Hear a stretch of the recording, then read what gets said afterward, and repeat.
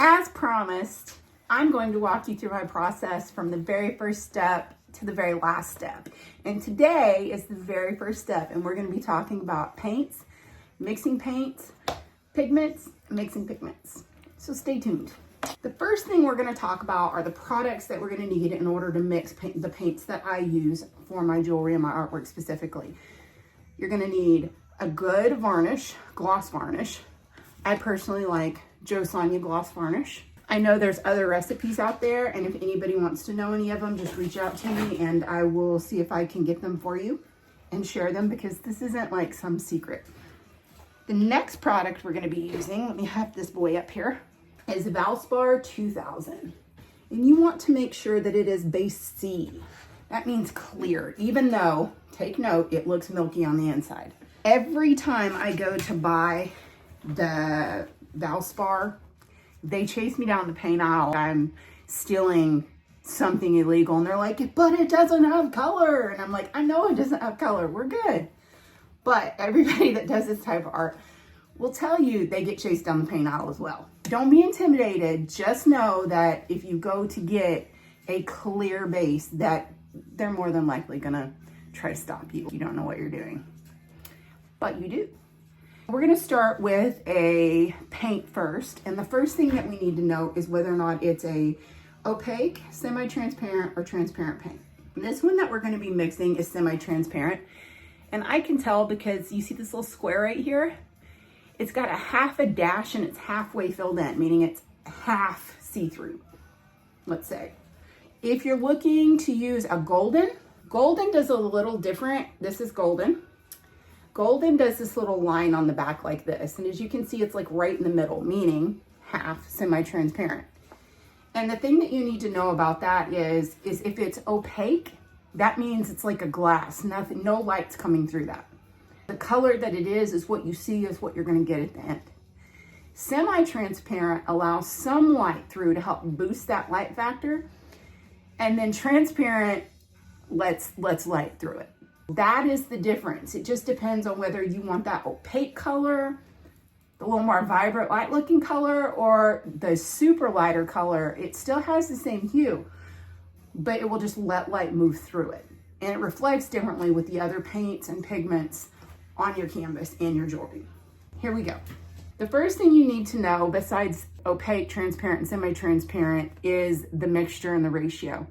We're gonna be mixing 1 to 3. So 1 gloss varnish, 1 varnish to 3 bases.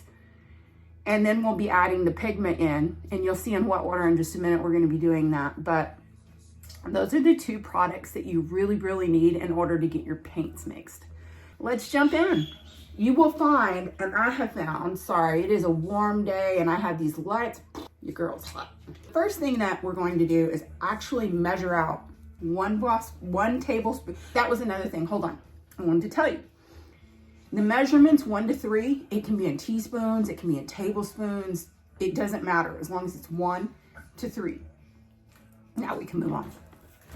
I've gotten to the point, and most people have, I'm gonna put my cup down here, that way you can see it from my point of view. Most people get to the point where they can eyeball where a tablespoon is or whatever their normal measurement is. I'm going to be using 1 tablespoon, and I'll show you what that looks like in just a second. The more you paint, the more you get a feel for when it's the right amount or when to add more paint and pigment. That's roughly right there. That's about level. There we go. Next thing you want to do is disperse your paint and your pigments. We're gonna go with Indian Yellow from Arteza, which is a semi-transparent. We're gonna do 2 good gloops in this thing. And when I say gloops, there's not like a measurement. You'll see. 1 gloop, 2 gloops. All right, put the lid back on this. And then we're just gonna mix this paint in with this varnish to see what kind of color we get. Get it nice and creamy. Think of cream, think of creamy, think of butter. That's what you're aiming for. Look at that. I'm going to add 1 more gloop because, as you can see, the color inside the cup compared to the color in the tube isn't the same. And that is how you remedy that issue. Start small. You can always add more. Be sure to scrape your sides. All right, we're ready to go.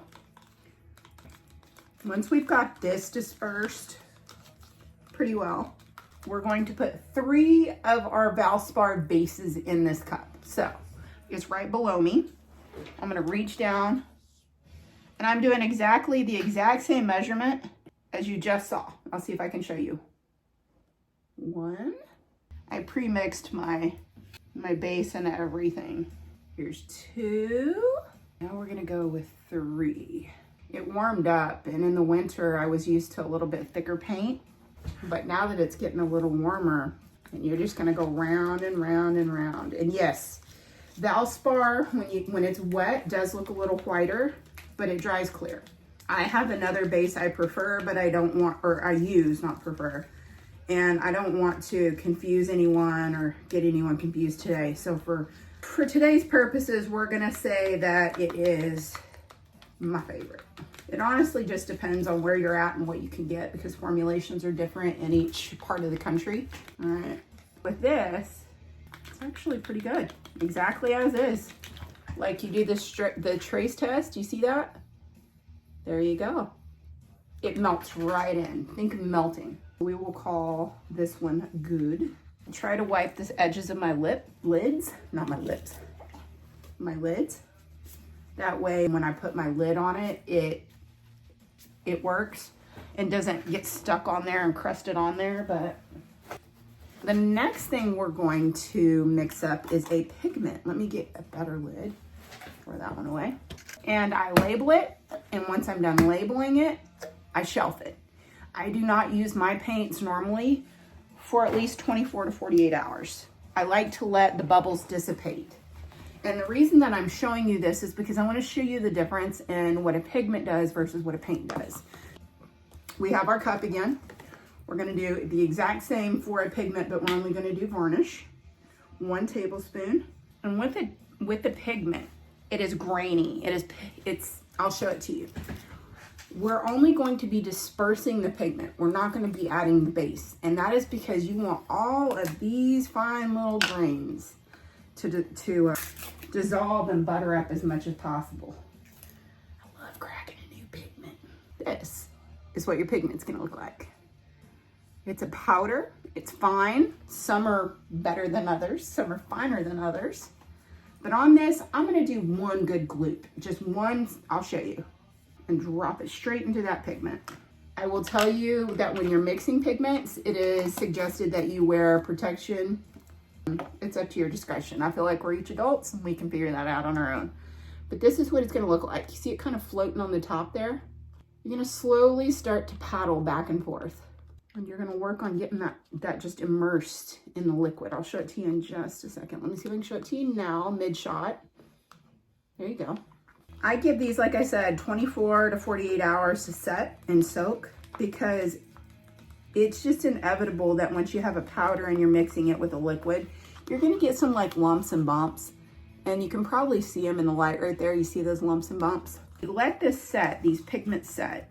And then what we do is we come back at that point and we add the base down below the Valspar 2000, and you're ready to go. These don't have to set after you've dispersed them if they're dispersed pretty good. Just be careful when you're mixing to do more of a this motion than a whipping motion. The whipping adds air into the paint and the pigments, which then causes freckles, bubbles, freckles, whatever you want to call them. All right, and this is what. There you go. Label it, set it aside, and then come back when you're ready. That is my paint mixing of 2 paints and pigment paint process. If you have any questions, feel free to ask. I am happy to share them. This is not like some proprietary secret. I want you to be able to enjoy painting as much as I do. So if you have questions, just let me know. Have a great day.